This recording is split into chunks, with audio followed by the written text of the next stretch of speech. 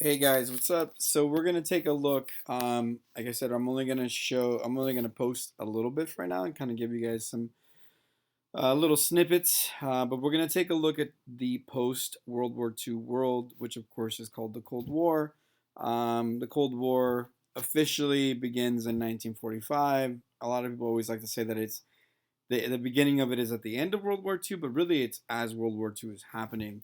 And you could even make the argument that preparations for what it's going to look like even begin with the Atlantic Charter that took place in 1941 between Roosevelt and Churchill. The end of the post World II Cold War world ends in 1990 with the fall of the Soviet Union for the most part. So the Cold War, right? What is it? It is the continued state of political conflict between the Soviet Union and the United States, because at the end of the war, they are the two that are sort of still left in power. They are going to both extend their militaries, and then they are going to participate in what we call proxy wars. The reason it's called the Cold War, right, is because neither country ever directly engaged in military battle with each other, and instead they chose to actually support wars in other countries, a lot of times with civil wars. It's also the economic competition that existed between the United States and the Soviet Union, right? So when we think of the Soviet Union and we think of communism, communism was both their economic and their political ideology. Whereas the United States, our economic ideology, of course, is capitalism. We operate under the capitalistic system, and the political ideology, of course, is democracy. So, like I was saying, we really can see the roots during the war. So this is a big meeting. So there's a bunch of conferences that took place towards the end of the war. One of the big first major ones is the Yalta Conference. So this took place in February of 1945. You can see the big three here, right? Churchill, Roosevelt, and Stalin. One of the things that they began discussing was what the post-war Europe would look like, right? So what are we going to do when we defeat the Germans, the Italians? What does the world look like? They also agreed that the Soviet Union would enter the Pacific Theater 3 months after the defeat of Germany, which will be a really important issue because um, it's probably part of what actually is part of the tipping point for President Truman to drop the atomic bombs. One of the things that they also decided is that there would be free elections in Europe, which, of course, Stalin is not going to uphold. They also decided that Germany would be broken up into four occupied zones until the country can get back on its feet again. Those occupied zones would be, of course, France, United States, Great Britain, and Russia. So you can see here, not only would the country of Germany be in occupied zones, but so would Berlin, which is the capital city, right? So you can see there. So this is pretty much a map of what post World War II Europe is going to look like. And so one of the things that's obviously really important to take a look at here is just which countries are in blue. These are going to be the countries that we continue to see as sort of being democratic, right, capitalistic, and then of course the red are going to be the Soviet Union and the countries that the Soviet Union is going to try to keep after World War II. So another conference that took place that is really important is the Yalta, or sorry, at the Yalta conference. Like I was saying before, sorry, I thought I was going to start talking about Potsdam. So another thing that took place at the Yalta conference was, of course, the conversation of the United Nations. The first meeting of the United Nations took place April 25th in San Francisco, but of course today it is actually held in New York. The United Nations today is a 192 members, so 192 member countries, and then it is also made up of what we call a Security Council, which are permanent members: the United States, Great Britain, the Soviet Union, which today Russia, China, and France are considered permanent members, with 15 revolving members. Which, of course, the one of the main goals of the United Nations is to maintain world peace. And like I was gonna say, In July, from July 17th to August 2nd, 1945, we have what is called the Potsdam Conference. And this is really important because, as you can see here, it's now President Truman because Roosevelt dies, Stalin, and then Churchill. But interestingly enough, Churchill for only a little bit of it because he actually loses the election for prime minister in England, which is crazy, like in the middle of a war, right? And so the guy who takes over is a guy by the name of Clement Attlee. Um, Potsdam is important for a few different reasons. It is where Truman makes the decision that he is going to drop the bombs. Supposedly, the story is that he went up to Stalin because he's the new president. Went up to Stalin and said, "Hey, I have something to tell you. We have these bombs, these secret weapons that we're going to drop on Japan, possibly." And Stalin said, "Yeah, we know already," which did not make Truman happy, and it also made him sort of pessimistic in his view of the possible relationship with Russia. It is also at Potsdam that they decided that they were going to hold the war tribunals for the both the Germans and the Japanese in terms of war crimes.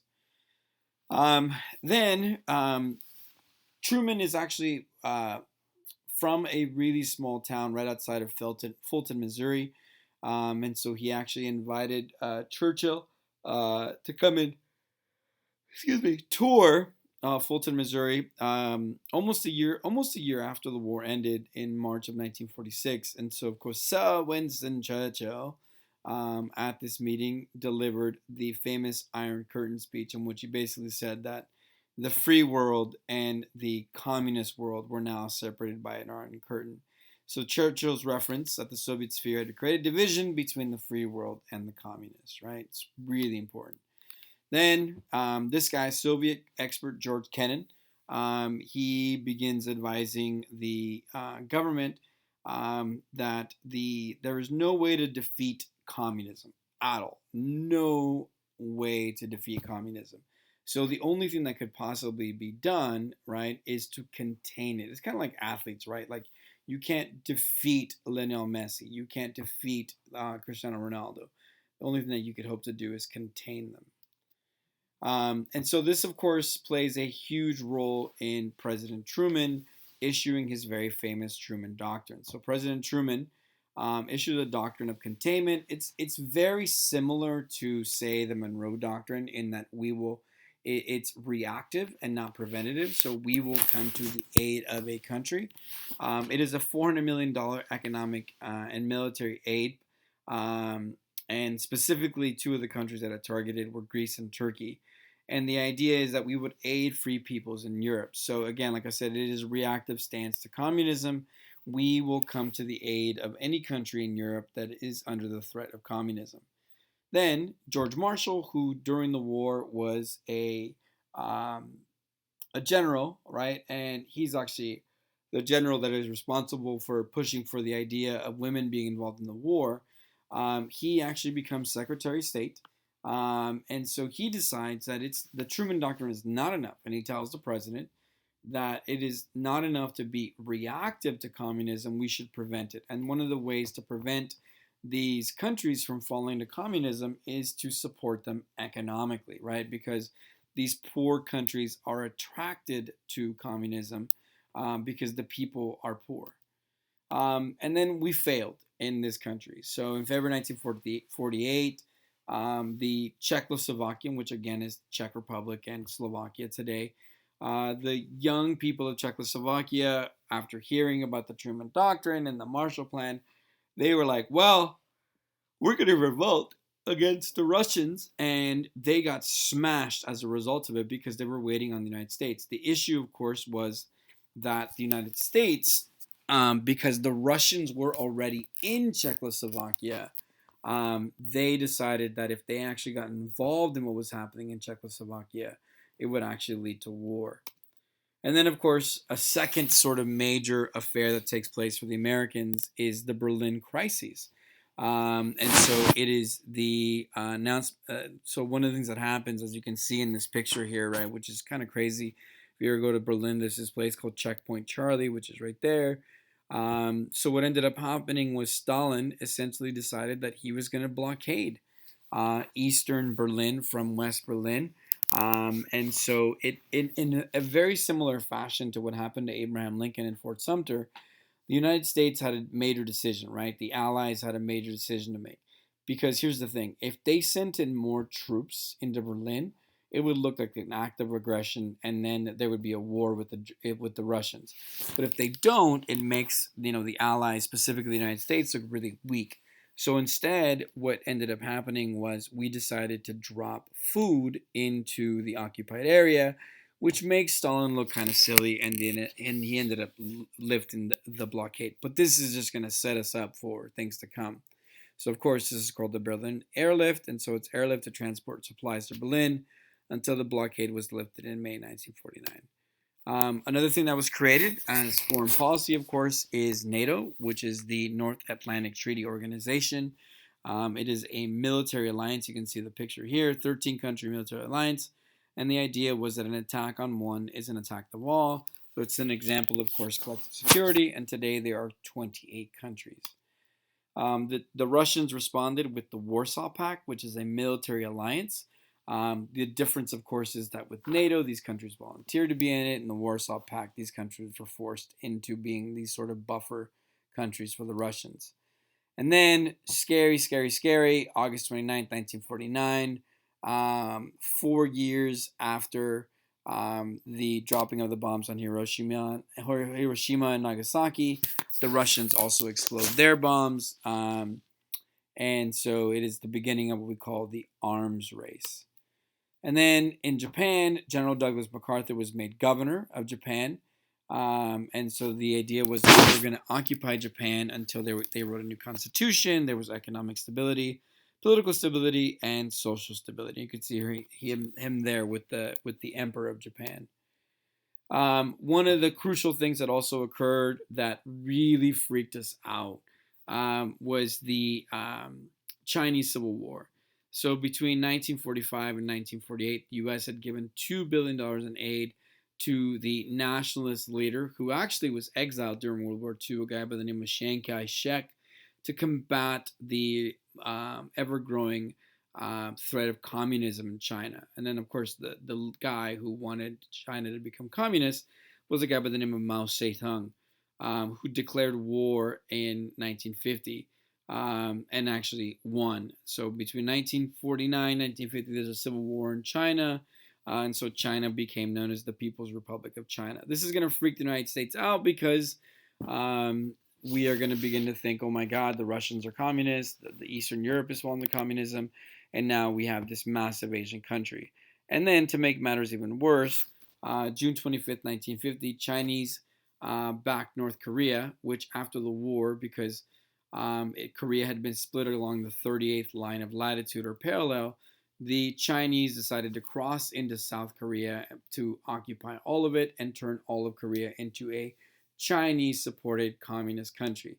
The United Nations NATO responded, and so that is this bloody affair in which in 3 years the United States will lose 50,000 men. And then finally, an armistice, which again is an agreement to put the guns down, is signed in 1953, ending the war.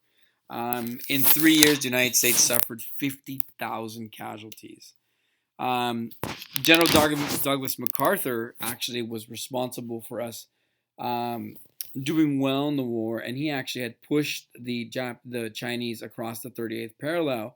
And he actually called Truman and said, we should just invade China because we're going to fight them anyway.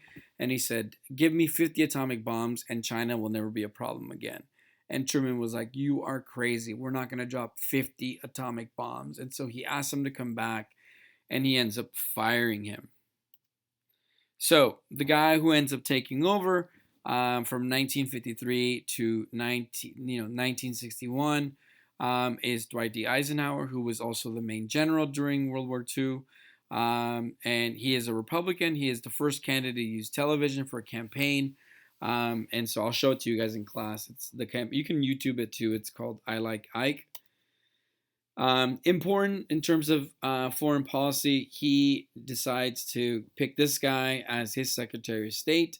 His name is John Foster Dulles. There's a airport in D.C. named Dulles International Airport.